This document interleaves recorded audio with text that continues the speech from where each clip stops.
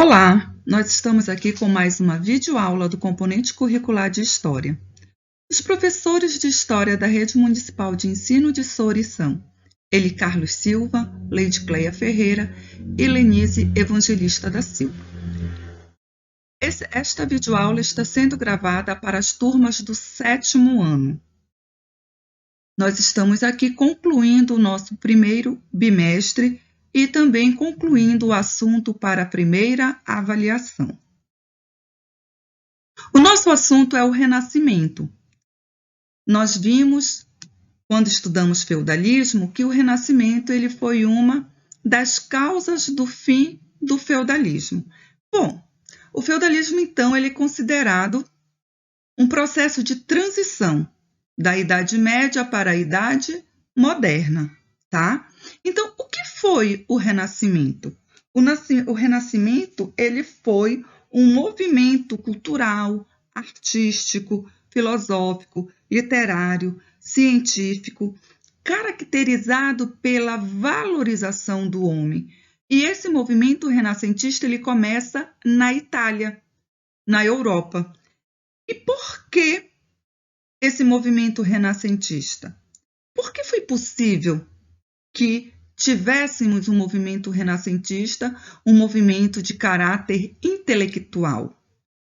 A inspiração para o movimento renascentista se dá no movimento anterior conhecido como humanismo. O humanismo ele é um movimento também intelectual que vai se dar no século XIV. O humanismo ele foi possível porque no século XIV nós vamos ter universidades laicas. O que isso quer dizer?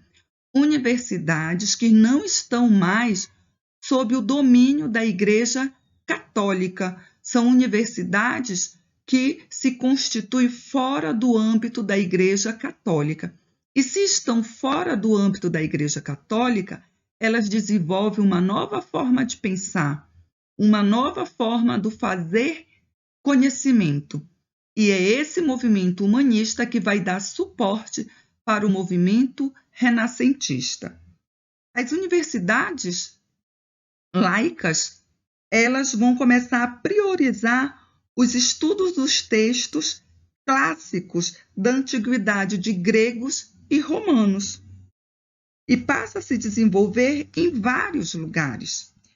E o interesse dos humanistas estendia-se por várias áreas do conhecimento: artes plásticas, literatura, poesia, gramática, medicina, matemática, geografia, astronomia e muitos outros. Então, é essa base intelectual que vai favorecer aos pensadores, aos filósofos, aos artistas do movimento renascentista. E aqui nós trazemos algumas características desse movimento renascentista. Nós temos a cultura urbana, a razão, o antropocentrismo, o questionamento e o individualismo. Lembram quando nós falamos que a revolução urbana, a revolução burguesa, lá no finalzinho do nosso assunto do feudalismo? Pois é, foi essa revolução burguesa que vai favorecer que tenhamos uma cultura urbana no final da Idade Média para o início da Idade Moderna. Por quê? Porque com a Revolução Burguesa, nós tivemos o revigoramento das cidades, o revigoramento do comércio, circulação de moedas, a busca pela independência dos feudos. Nós vamos ter agora uma economia pautada no capitalismo. E é essa cultura urbana também que vai dimensionar o novo fazer conhecimento dos renascentistas. Ou seja, os renascentistas eles vão começar a desenvolver conhecimentos, artes voltadas para esta população urbana, para a classe burguesa, que está ascendendo, sedenta de poder, sedenta de conhecimento. Então, isso vai favorecer também o renascimento. Então, a cultura urbana é uma das características do movimento renascentista. Por quê? Porque as artes, o conhecimento desenvolvido, já não vai estar mais voltado para o clero. A razão, a racionalidade humana. Nós temos aqui essa luz, por quê? Porque na Idade Moderna ela é considerada o período da luz, se contrapondo à Idade Média, que também é conhecido como o período das trevas. Não é que na Idade Média não houvesse produção de conhecimento, houve, mas o movimento renascentista ele vai trazer uma explosão de novos conhecimentos, de um novo fazer. Então, nós vamos ter uma produção mais efetiva dentro do Renascimento. Então, com a razão, nós temos aí a racionalidade, o racionalismo, a razão como verdade, a razão como fio condutor da ação humana. A ciência vai ser base do conhecimento, a ciência vai ser a base da tomada de decisões e não mais as orientações do clero. As ações elas não vão ser mais tomadas por uma razão de fé, mas sim por uma razão consciente, onde o homem ele toma as suas razões por conhecimento, pautado num conhecimento justificado pela ciência. O antropocentrismo é a valorização do homem. O homem passa a ser o centro das discussões, o homem passa a ser o centro do conhecimento, o centro da razão, e não Deus. Na Idade Média, nós tínhamos o teocentrismo. Deus era o centro de tudo, a religiosidade era o centro de tudo. E agora, no movimento renascentista, nós vamos ter o homem como centro, a valorização do homem, o conhecimento para o homem desbravando, o homem se colocando como centro, o homem se colocando responsável pelas suas ações. E assim nós vamos ter um questionamento, nós vamos passar a duvidar, nós vamos passar a discordar, a contrapor as ideias da Igreja Católica. Por quê? Porque agora o homem ele parte de uma racionalidade. O homem ele começa a questionar, ele começa a pensar e a discordar. Por quê? Porque agora ele tem a ciência que possibilita contrapor os ensinamentos divulgados pela Igreja Católica. O individualismo, que é a valorização do eu. O eu como ser humano, o eu como pessoa. O homem ele começa a se ver como o protagonista e não mais como um coadjuvante. E aí também nós vamos ter o naturalismo, que é a valorização da natureza. A natureza ela passa a ser fonte de conhecimento. E dentro desse naturalismo nós vamos ter um estudo mais aprofundado da anatomia humana. Nós vamos começar a ter o estudo do corpo humano. E esse naturalismo ele vai levar ao quê? Ele vai levar à busca da perfeição, onde os artistas eles vão buscar ao máximo reproduzir a realidade do jeito que ela é, que é uma realidade mais real possível. E aí nós temos algumas razões por que a Itália ela foi a pioneira no movimento renascentista. A Itália ela tem as cidades que vão começar a fazer o comércio com o Oriente. E aí nós vamos ter o quê? Uma circulação não só de dinheiro, não só de mercadoria, mas também de ideias que vêm do Oriente para o Ocidente. E isso vai levar a um despertar das pessoas que vivem na Itália. E também um outro fator importante é que Gutenberg ele vai inventar a imprensa que vai possibilitar a publicação de vários livros ao mesmo tempo. Na Idade Média, os livros eles eram confeccionados manualmente, manuscrito. Os livros eles eram escritos à mão, então demorava-se muito mais tempo para confeccionar um livro. E com a imprensa, é possível confeccionar mais livros em um menor tempo. O que isso quer dizer? Quanto mais livro produzido, mais conhecimento será divulgado, mais pessoas terão acesso a esse conhecimento e assim vai poder contrapor as ideias divulgadas pela Igreja Católica.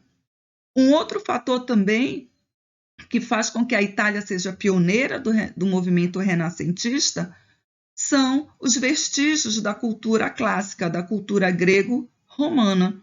Os mecenas são famílias ricas, tá? Famílias ricas que elas começam a patrocinar os artistas das artes. E aí nós vamos ter pinturas, esculturas. Muitas famílias passam, as famílias abastardas, elas vão passar a encomendar trabalho dos artistas, como Michelangelo, Rafael, Galileu Galilei, Leonardo da Vinci. E esses artistas eles vão começar a trabalhar para estas famílias. A Igreja Católica também foi mecenas. A Igreja Católica também encomendou artes plásticas de artistas. Então, o movimento renascentista ele vai trazer para a sociedade, principalmente da Europa, e depois vai se espalhar pelo mundo, uma nova forma de pensar, onde, nessa nova forma de pensar, o homem ele passa a ser o centro. O homem ele passa a questionar, o homem ele passa a agir mediante as suas concepções, mediante aquilo que ele acredita, e não mais somente pelaquilo que a Igreja Católica impunha na época. Inspirado pelo movimento renascentista, nós vamos ter também o movimento da Reforma Protestante. A Reforma Protestante ela vai ocorrer aí no século XVI, por Martinho Lutero. Lembre-se que desde o século XIV, novas ideias vinham sendo divulgadas, a Igreja Católica ela começa a ser questionada, as práticas da Igreja Católica começam a ser questionadas, e aí nós vamos ter 4 fatores que vão ser os fatores que vão nos levar à Reforma Protestante. Nós temos o fator religioso como a causa eminente da reforma, mas outros fatores também contribuíram para que a Reforma Protestante acontecesse. Nós temos o fator econômico. A sociedade agora ela está sendo... ela começa a despertar para o capitalismo, o acúmulo de riqueza, o comércio, a burguesia, que é essa classe que ascende, é uma classe que surge, é uma classe ligada diretamente às relações comerciais. E aí nós temos a Igreja Católica condenando o acúmulo de capital. Então, você ter muito, o lucro, a usura, passa a ser pecado. Então, logo se entende que a burguesia ela passa a não aceitar esse posicionamento da Igreja Católica porque vai contra aquilo que ela faz. Então, há um descontentamento da burguesia com a Igreja Católica, uma vez que a Igreja Católica condena o lucro. E o lucro é aquilo que é movido pelas relações comerciais, é aquilo que o comerciante ele ganha em cima do produto que ele vendeu. E também, como fator econômico, nós temos o desejo da nobreza em obter a riqueza da Igreja Católica. A Igreja Católica era uma instituição poderosa. A Igreja Católica ela tinha muitos bens, porque ela ganhou por muitos anos, ela recebeu doações de terras. Então, a Igreja Católica era uma instituição poderosa economicamente. E ali começou a despertar um interesse da nobreza falida. A nobreza vê as terras da igreja como uma saída para a sua falência. Então, aqui nós temos 2 motivos econômicos que também estão aí fortalecendo o movimento da reforma protestante. A questão política ela está relacionada à não aceitação dos reis à autoridade do Papa. Por quê? Porque agora, na Idade Moderna, nós estamos vivendo uma nova ordem política. Lembre-se que no feudalismo nós tínhamos uma divisão de terra e, consequentemente, uma divisão de poder. Agora, com as monarquias nacionais, nós temos uma unificação territorial e, assim sendo, nós temos o poder centralizado na mão da pessoa do rei. E aí o rei, ele não quer estar submisso à autoridade do Papa, tá? O rei, ele quer estar acima do poder da Igreja Católica. O rei quer que a Igreja Católica, o Papa, o clero todo, esteja submisso ao seu poder. Nós vamos estudar o absolutismo, onde nós vamos entender mais claramente essa questão política. Nós temos a questão religiosa, que é a contradição da Igreja. A Igreja Católica, ela pregava uma coisa e fazia outra. Nós vamos ter aí o luxo excessivo do alto clero, uma corrupção instalada dentro da igreja. Nós vamos ter a não obediência ao celibato clerical, que é que os padres não podem casar, não podem, então, manter relação sexual. E também nós vamos ter aí a sinomia, que são as vendas de favores, as vendas de cargos religiosos, as vendas de relíquias. E o estupim da reforma, a causa imediata da reforma é a venda de indulgências, a venda do perdão dos pecados. E uma quarta questão é a questão cultural, que é justamente o movimento renascentista que nós vimos no slide anterior, que é o homem como centro. É o individualismo, a racionalidade, né? O homem ele passa a questionar a igreja, e isso também vai levar a essa reforma protestante. E aí nós temos Martinho Lutero. Martinho Lutero, ele era um monge da Igreja Católica, ele fazia parte do clero da Igreja Católica. E quando ele vai até Roma, que ele se depara com a realidade, ele fica escandalizado, porque na concepção dele, as atitudes tomadas pelos padres da Igreja Católica de Roma ia contra os ensinamentos do qual ele comungava, do qual ele pregava. E aí nós vamos ter um movimento feito por Martinho Lutero, e esse movimento tem início com a publicação das 95 teses. São 95 pontos do qual Martinho Lutero discorda da Igreja Católica. E o ponto principal é a venda das indulgências, a venda do perdão dos pecados. E aí as 95 teses é o ato público de Martinho Lutero contra a Igreja Católica. Martinho Lutero ele é chamado pelo Papa para se retratar, para pedir desculpas, mas Martinho Lutero estava muito convicto da sua opinião, daquilo que ele acreditava como verdade. E aí Martinho Lutero ele rasga, ele queima a bula papal, o documento do qual ele recebeu, e aí ele é excomungado. Ele é expulso da Igreja Católica e passa a ser perseguido, porque todo aquele que se coloca contra a Igreja Católica, ele passa a ser perseguido.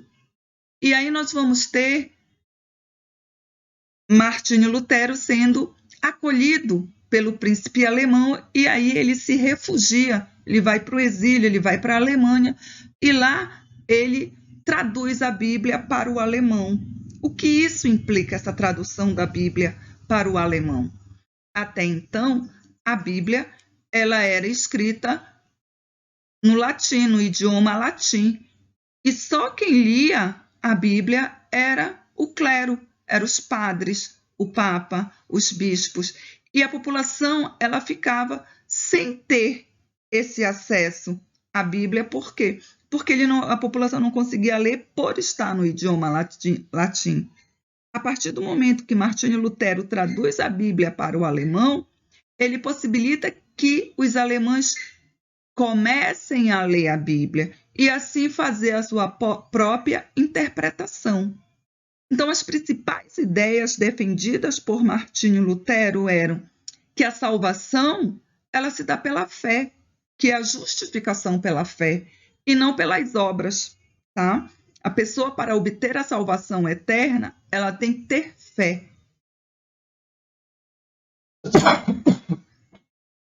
Também ele defendia o livre exame da Bíblia, que é essa livre interpretação, que todo cristão deveria ter acesso à Bíblia, poderia fazer a leitura e a sua interpretação, e não apenas o clero. Também ele defendia a ideia de que as missas elas deveriam ser celebradas em outros idiomas e não apenas no latim. E também ele vai contra o celibato clerical, ou seja, ele defende a ideia do matrimônio. Para ele, os padres deveriam sim casar-se, ter família, e também ele é contra a idolatria das imagens. A Igreja Católica ela tem 7 sacramentos. Martinho Lutero defendia apenas 2, o batismo e a Eucaristia, indo contra os 7 sacramentos defendidos pela Igreja Católica, que é o batismo, a Eucaristia, a confirmação, a ordem, o matrimônio, a confissão e a unção dos enfermos. Comungando das mesmas ideias de Martinho Lutero, nós vamos ter aí o avanço dessa reforma protestante, que ela vai se dar por João Calvino e pelo rei Henrique VIII da Inglaterra. João Calvino, ele acreditava que na predestinação, né, de que as pessoas elas eram predestinadas à salvação. E essa predestinação ela se tornava visível através do sucesso no trabalho e nos negócios. A pessoa predestinada à salvação eram aquelas que prosperavam economicamente. Então, Calvino ele era defensor do trabalho, ele condenava o ócio, ele achava que o ócio era pecado. O ócio é quando você não faz nada, né? Então, ele era um defensor do trabalho. A crença na predestinação é o sucesso material, né? Se você tem sucesso material, é sinal de que você foi escolhido por Deus. Tá? Então, você foi escolhido por Deus porque você era uma pessoa próspera, uma pessoa que tinha sucesso econômico. Você trabalhava, então você era uma pessoa que estaria salva. E aí ele defende o espírito do capitalismo, né? E as pessoas, a burguesia, né? Essa classe que surge, que tem como base o comércio, ela vai ser adepta do calvinismo. Por quê? Porque comunga das mesmas ideias, tá? Então, João Calvino ele defende o trabalho, a determinação e a persistência. Lucro e juros não eram mais pecados, e sim sinal da predestinação, sinal de salvação. O calvinismo ele ganhou muitos adeptos na Europa. Na Inglaterra, eles foram conhecidos como huguenotes. Na França, eles são conhecidos como huguenotes. Na Inglaterra, eles vão ser conhecidos como puritanos. E na Escócia, eles vão ser conhecidos como presbiterianos. Henrique VIII da Inglaterra, ele vai romper com a Igreja Católica e vai criar a Igreja Anglicana, que é a igreja da Inglaterra, tá? O anglicanismo vai ser a religião propagada na Inglaterra.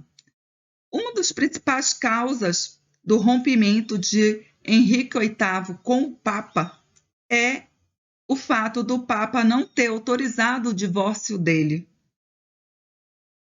Henrique VIII ele era casado com Catarina de Aragão, da qual ele queria se divorciar para casar com Ana Bolena, que era sua amante. Por quê? Porque ele não tinha filhos com Ana Catarina e teve filho com Ana Bolena, então ele queria o divórcio. A partir do momento em que o Papa não dá o divórcio, ele rompe com a Igreja Católica e, a partir do ato de supremacia, ele se apossa dos bens da Igreja Católica e começa, então, a Igreja Anglicana na Inglaterra. Mas o real interesse do Henrique VIII era o quê?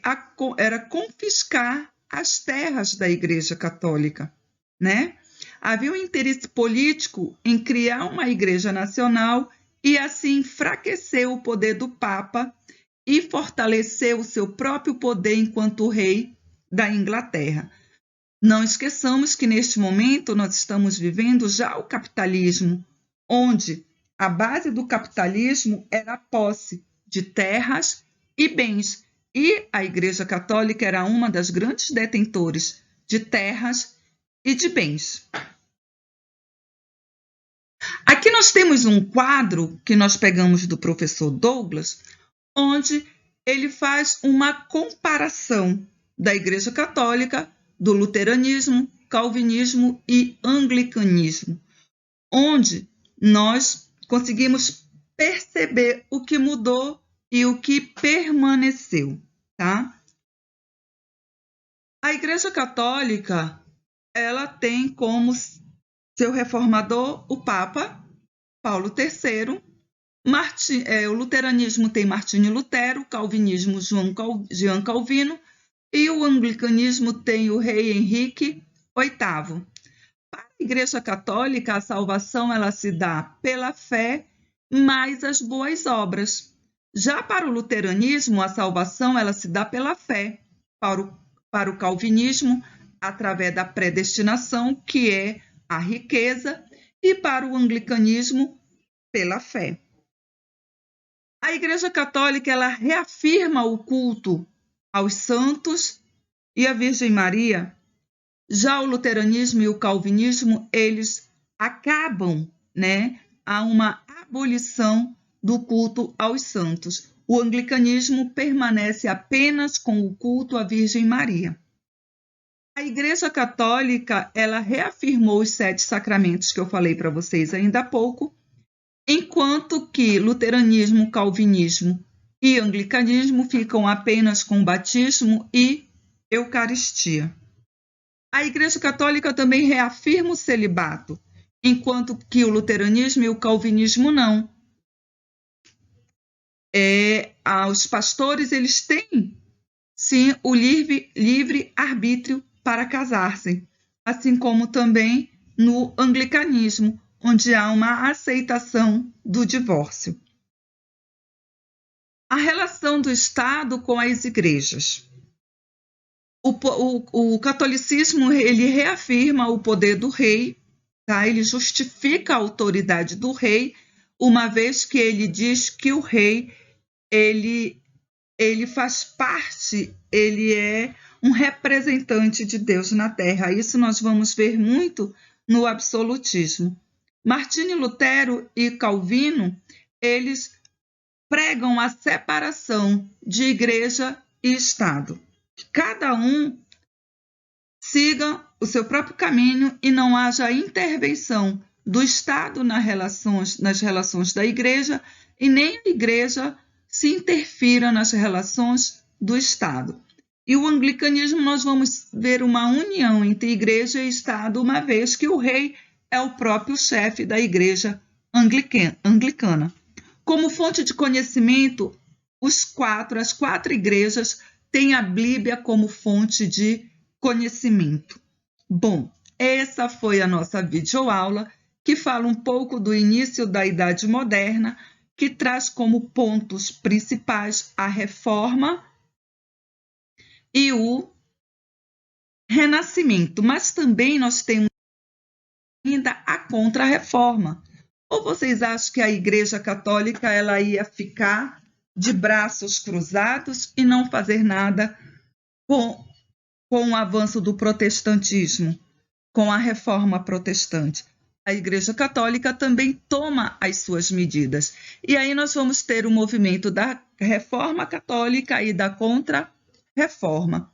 Na Reforma Católica, nós vamos ter uma reafirmação da doutrina tradicional da Igreja, mas também nós vamos ter uma moralização dos costumes do clero, que vai se dar através do Concílio de Trento, onde nós vamos ter uma reformulação, tá, da Igreja Católica, onde nós vamos ter um critério muito mais minucioso na formação do clero.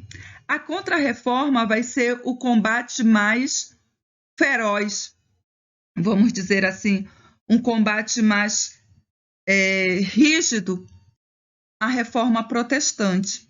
É quando nós vamos ter o combate às formas de heresia, e esse combate à forma de heresia, por quê?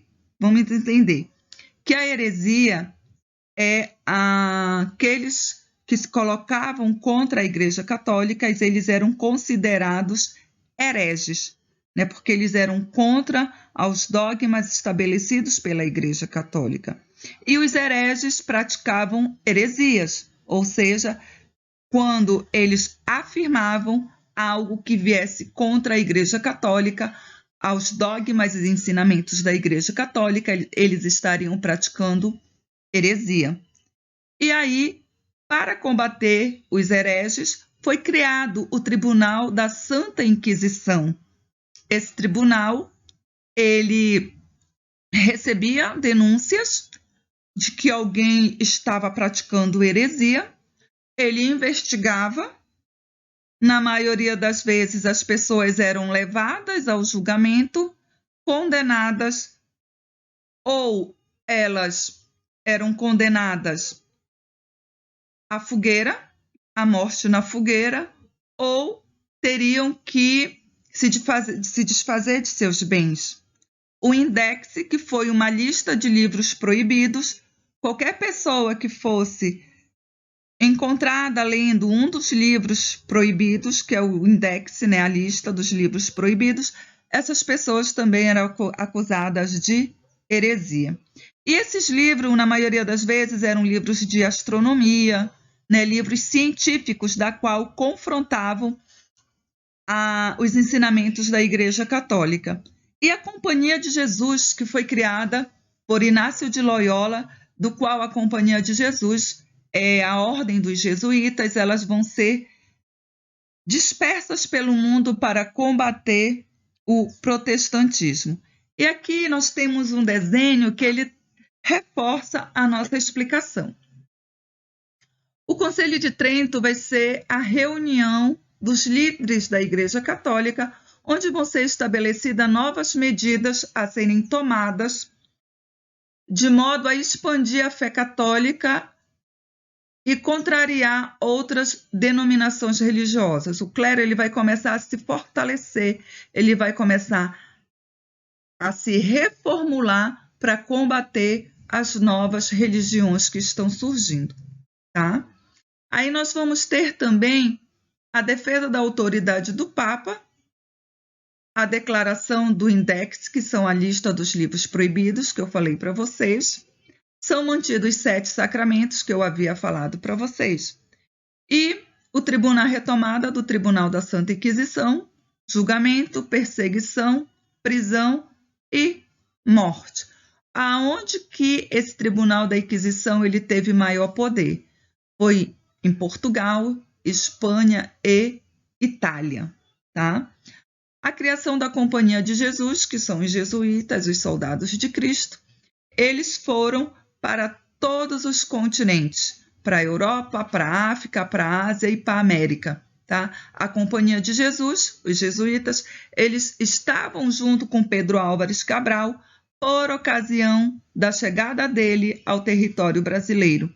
E foram os jesuítas os responsáveis pela catequização dos povos indígenas que encontraram aqui no Brasil, e assim o Brasil ele passou desde então a ser um país considerado católico. Agora chegamos ao fim da nossa videoaula e espero ter contribuído com o conhecimento de vocês.